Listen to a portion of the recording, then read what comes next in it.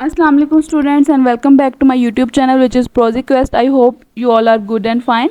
Today we are going to study the Oedipus Rex summary जो कि Sophocles ने right किया है ये प्ले। सबसे पहले हम लोग इसके करैक्टर्स की, इसके ओरिजिनल लैंग्वेज की बात कर लेते हैं। जो इसके राइटर्स हैं वो सोफोक्लिस हैं और यहाँ पे मैंने कुछ मेन जो इसके करैक्टर्स हैं ना उनके बारे में बात की है। कुछ माइनर करैक्टर्स भी हैं जिनका इतना कोई खास रोल नहीं है इस पूरे प्ले में, तो हम लोग मेन करैक्टर्स की बात कर लेते हैं जो जिसमें ओडिपस शामिल है, क्रियोन शामिल है, एंटीगोन शामिल है, टायरेसियस शामिल है और जोकेस्टा शामिल है।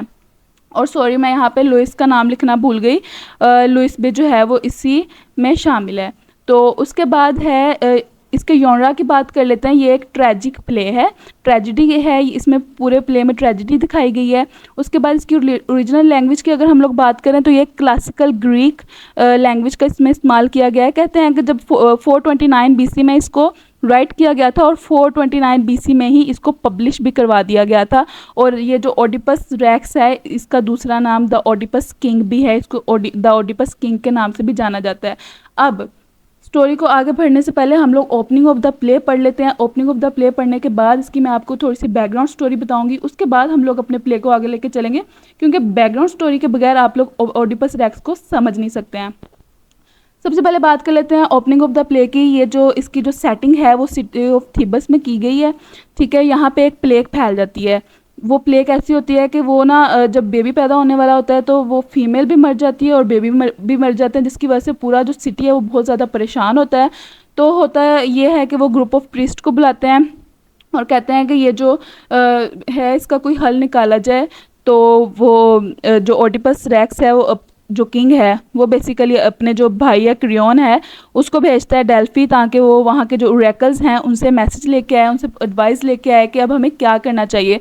तो वो जो डेल्फी से वो ओरेकल्स थे उन्होंने ये पैगाम भेजा कि जो आप लोगों का जो पहला बादशाह था ना लुइस, उसका मर्डर हो गया था। तो आप लोगों ने क्या करना है कि उस लुइस के मर्डरर को फाइंड करें और उसको पनिश करें। उसी बेस पे जो आपका ये जो सिटी है वहाँ से ये बीमारी जो है वो ख़त्म हो सकती है। ओडिपस वो इंसान था जिसने इनको पहले भी किसी मुश्किल वक्त से निकाला था, वो मैं आपका इसकी बैकग्राउंड स्टोरी में बताऊंगी। अब हम लोग बात कर लेते हैं थोड़ी सी इसकी बैकग्राउंड स्टोरी के बारे में। बैकग्राउंड स्टोरी इसकी ऐसे है कि प्रोफेसी लुइस के बारे में अभी हम लोग पीछे बात कर रहे थे। लुइस और उसकी जो वाइफ थी जोकेस्टा, ठीक है, इनके बेबी होने वाला था, लेकिन बेबी होने से कुछ अर्सा पहले इन्हें एक टेरिफाइंग प्रोफेसी हुई। प्रोफेसी कहते हैं कि ऐसी जैसे कोई हम लोगों को फ्यूचर इवेंट के बारे में हमें पता चल जाए ना पहले, तो उसको प्रोफेसी बोलते हैं। तो उनको प्रोफेसी ये हुई थी कि आपके जो बेटा पैदा होना है ना उसने आप मतलब द किंग लुइस को भी मार देना, अपने फादर को भी मार देना है और अपनी मदर को भी मार देना है, ठीक है। और सॉरी अपनी मदर से उसने शादी कर लेनी है, sorry for slip of the tongue. तो वो फिर कहते हैं इस चीज़ से, इस प्रोफेसी से बचने के लिए बादशाह क्या करता है, उसको ना दूर किसी पहाड़ों की तरफ जो है वो भिजवा देता है। जब वो पहाड़ों की तरफ वो बच्चे को छोड़ के आ जाते हैं ना, तो जब वहाँ पे ना उसको एक शेफर्ड रेस्क्यू करता है। शेफर्ड जो है वो अपनी बकरियां चराने के लिए आया होता है। तो वो वहाँ पे जो है उस बच्चे की रोने की आवाज़ सुनता है, तो ना वो उसको वहाँ से उठा लेता है और सोचता है कि मैं इसको ना कुरिंथ के बादशाह और जो रानी है ना उनके हवाले करूँगी, क्योंकि उनका तो कोई बेबी नहीं है तो वो इसको अडॉप्ट कर लेंगे। तो जब वो उनके पास लेके जाते हैं वो बहुत खुश होते हैं, वो इसको अडॉप्ट कर लेते हैं और इसका नाम रखते हैं ओडिपस। ओडिपस वो इसका नाम इसलिए रखते हैं क्योंकि ओडिपस का जो मीनिंग है, वर्ड मीनिंग है, वो है स्वोलन फुट, ठीक है। तो वो ना इसके पाँव पे बहुत ज़्यादा चोट लगी हुई होती है, तो उसका नाम जो है वो ओडिपस रख देते हैं। तो अब जब ओडिपस बड़ा होता है ना तो वो जाता है, तो ना वो ना बहुत ज़्यादा रूमर्स सुनता है। रूमर्स वो ऐसे सुनता है कि वो कहता है कि ये जो ओडिपस है ना इसने अपने जो है अपने मदर मतलब पॉलीबस और मेरोप जो है ना इनको मार देना है। तो वो ओरेकल्स के पास जाता है, इसी वजह से बड़ा परेशान होता है, सच्चाई को जानने के लिए उनके पास जाता है। तो वो ओरेकल्स जो है ना उसको कहते हैं कि ना तुमने जो है बड़े हो के ना अपने बाप को मार देना और अपनी माँ से शादी कर लेनी है। वो इस चीज़ से इतना ज़्यादा खौफजदा हो जाता है और इससे बचने के लिए वो डिसाइड करता है कि वो क्रिंथ को जो है ना वो छोड़ देगा और वो जो है अपनी फेट को अवॉइड करेगा, वो अपनी फेट से बच निकलेगा। जाहिर सी बात है, कौन चाहता है कि वो अपनी माँ से शादी कर ले और अपने बाप को मार दे। तो अब इसको तो नहीं ना पता था कि जो क्रिंथ के जो इसके फादर और मदर हैं वो इसके रियल फादर और मदर नहीं हैं। तो क्या करता है कि वो वहाँ से निकलता है और जो है क्रिंथ की तरफ, सॉरी इधर थीबस की तरफ वो निकल जाता है, ठीक है। क्रॉस रोड पर ना उसका इनकाउंटर होता है एक बूढ़ा सा आदमी होता है, उससे उसका इनकाउंटर होता है और वहाँ पे ना उनके दरमियान एक झगड़ा हो जाता है, ठीक है। उस झगड़े के दौरान ना वो उस जो आदमी होता है जिसका नाम लुइस होता है, ठीक है। अब यहाँ पे आपको समझ आ रही होगी थोड़ी सी स्टोरी की कि लुइस से उसका इनकाउंटर होता है। वो क्या करता है, उसको जो कि उसका बायोलॉजिकल फादर भी है, तो ओडिपस क्या करता है, उस आदमी को मार देता है उस लड़ाई के दरमियान। लेकिन अब ओडिपस को तो नहीं पता कि ये मेरा बायोलॉजिकल फादर मेरा जो है वो असल में यही है। वो अपनी फेट से बच के तो निकला था, लेकिन देखें उसको आगे आते ही सबसे पहले उसकी फेट ने पकड़ लिया। फिर जब वो थोड़ा सा आगे जाता है तो उसको ना ओडिपस जो है वो अपना सफ़र जारी रखता है थीबस की तरफ। तो उसको एक टेरिफाइड फिनिक्स नज़र आती है। ये एक ऐसी क्रिएचर है जो कि दिखने में इंसान की तरह लगती है, लेकिन जो उसका धड़ है वो जानवरों की तरह होता है। तो ओडिपस और ना वो ना जब भी उसके पास से गुजरते हैं ना, वो एक क्वेश्चन पूछती है। अगर तो उस क्वेश्चन का सही आंसर दे देते हैं फिर तो वो उनको जाने देती है उस इंसान को, लेकिन अगर वो उसका सही जवाब नहीं ना देता तो वो उस इंसान को मार देती है। तो ओडिपस क्या करता है, और हाँ इसका ये भी था कि जो इंसान उसकी बात का सही जवाब देगा तो उस फिनिक्स वहीं पे मर जाएगी। तो ओडिपस क्या करता है कि उसके जो भी वो क्वेश्चन करती है उसका सही आंसर दे देता है और फिनिक्स जो है वो अपने आप को मार लेती है। इस तरह से जो ओडिपस है वो थीबस के शहरियों को किससे बचाता है, फिनिक्स से बचाता है। मतलब उनको एक टेरिफाइड जो उनकी सिचुएशन थी उससे बचाता है। और जो फिर वो क्या करता है, जब फिर वो उस थीबस में जाते हैं ना, चूंकि उनका बादशाह मर चुका होता है लुइस जो है जिसको इसी ने मारा होता है, लेकिन उनको नहीं पता कि इसने मारा है। तो कहता है कि हमारा बादशाह मर गया है, तो वो इसको इनाम के तौर पे जो है ना वो अपनी सिटी का बादशाह बना देते हैं। बादशाह जब वो बन जाता है तो उसकी शादी किससे करवा देते हैं, उसकी मदर से, जोकास्टा से, जो कि उस वक्त की वहाँ की क्वीन होती है। अपनी तरफ से तो वो क्वीन से शादी करते हैं, उसको थोड़ी पता है कि वो उसकी मदर है। अच्छा जी, वो शादी कर लेते हैं। ओडिपस और जोकास्टा के जो है 4 चिल्ड्रंस होते हैं, ठीक है, जिसमें से 2 सन्स हैं और जो है 2 डॉटर्स हैं। ये थी इसकी बैकग्राउंड स्टोरी। अब हम लोग अपनी स्टोरी जो है उसको कंटिन्यू करते हैं। अच्छा, अब जो सिटी में प्लेग फैली हुई थी ना, हम लोग यहाँ से डिस्कस कर रहे थे, और क्रियोन आता है ओरेकल का पैगाम लेके कि उसको फाइंड करें जिसने लुइस को मारा है, उसको पनिश करें, ठीक है। तो उसके बाद ये होता है कि ओडिपस जो है वो इस चीज़ की तरफ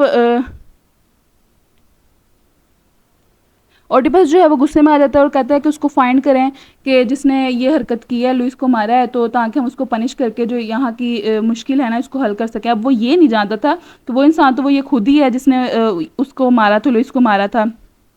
फिर यहाँ पे क्या होता है, एक ब्लाइंड प्रॉफिट है जिसका नाम टायरेसियस है, ठीक है। वो उसको बुलाया जाता है, ओडिपस उसको बुलाता है, तो वो आके बताता है कि तुम तो खुद उसके मर्डरर हो, तुमने ही तो मारा है। तो ओडिपस जो है इस बात पे गुस्से में आ जाता है, तैश में आ जाता है और उसको ना काफ़ी सुना के ना निकाल देता है। उसको कहता है कि ये तुम क्या बात कर रहे हो, ठीक है। तो लेकिन ना उसको तब ख्याल आता है कि उस ऐसा ही तो हुआ था, मैंने ही तो एक इन क्रॉस रोड पे इनकाउंटर हुआ था, तो मैंने भी तो एक बुरे आदमी को मारा था। तो वो ना इस चीज़ की इन्वेस्टिगेशन करवाना शुरू कर देता है, ठीक है।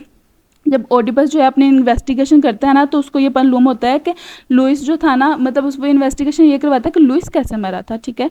तो जब वो इन्वेस्टिगेशन करवाता है तो उसको पता चलता है कि लुइस जब मरा था ना, वो एक क्रॉस रोड में ना एक लड़ाई में मरा था।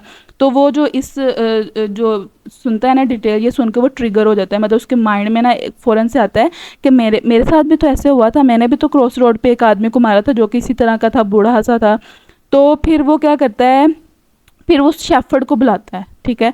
उस शेफर्ड को बुलाता है जिसने इनको ओडिपस को जो है ना वो दिया होता था, पोलिबस को दिया था, ठीक है। वो पहले तो वो शेफर्ड को बुलाता है, तो उसको कहता है सच बताओ, लेकिन शेफर्ड जो है वो सच नहीं बताता है, लेकिन उसको भी मारने की धमकियाँ दी जाती हैं, उसको काफ़ी डराया जाता है। आखिरकार जो है ना वो सच बोल देता है कि तुम जो हो ना लुइस और जोकास्टा के बेटे हो, तो तुम्हें जो है पोलिबस और मेरोप ने जो है कुरिंथ में अडॉप्ट किया था, और मैं ही तुम्हें उठा के लेके गया था यहाँ से, क्योंकि तुम्हें इन्होंने मरने के लिए पहाड़ों पे छोड़ दिया था। जब जोकास्टा को रियलाइज़ होता है ना कि ये तो बहुत ज़्यादा गलत हो गया है, तो वो क्या करती है कि अपने आप को रूम में जाती है और अपने आप को हैंग कर लेती है। तो जब ओडिपस को इस चीज़ का अंदाज़ा होता है कि मैंने तो अपनी माँ से शादी कर ली और मेरी माँ के साथ 4 बच्चे हैं, वो जब रूम में जाता है देखता है कि जोकास्टा ने अपने आप को हैंग कर लिया, तो वो क्या करता है, जोकास्टा के जो हेड पिन्स होती हैं ना उनको निकालता है और उनको अपनी आंखों में डाल देता है, मतलब कि खुद को ब्लाइंड कर लेता है, ठीक है। और उन ब्रोचेस के साथ खुद को ब्लाइंड कर लेता है और वो इतना ज़्यादा ग्रीफ और गिल्ट में होता है ना कि वो बयान नहीं कर पाता। और फिर वो वहाँ के जो बड़े होते हैं उनसे बोलता है कि ये वो मतलब क्रियॉन जो होता है ऑब्वियसली कि वो थीबस जो है वो अब क्रियॉन जो है वो रूल करेगा, और आप चाहें तो मुझे यहाँ से निकाल दें, चाहें तो आप जो मुझे मर्जी सजा दें। उसके बाद जो उसके बच्चे होते हैं एग्जाइल में, ये मैंने आपको बताया, उसके बाद जो उसके बच्चे होते हैं तो उसके बारे में स्टोरी में कोई ख़ास चीज़ बताई नहीं गई है कि उनके साथ क्या होता है या क्या नहीं होता। बच्चों की फेट को जो है वो अनरिजॉल्व्ड जो है ओडिपस रैक्स में रहने दिया गया। आई होप कि आपको इसके ज़रिए ईजीली ओडिपस रैक्स की समरी समझ आ गई होगी। इंशाल्लाह मैं अपनी नेक्स्ट वीडियो में इसके थीम और सोफोक्लिस के बारे में भी डिस्कस करूँगी।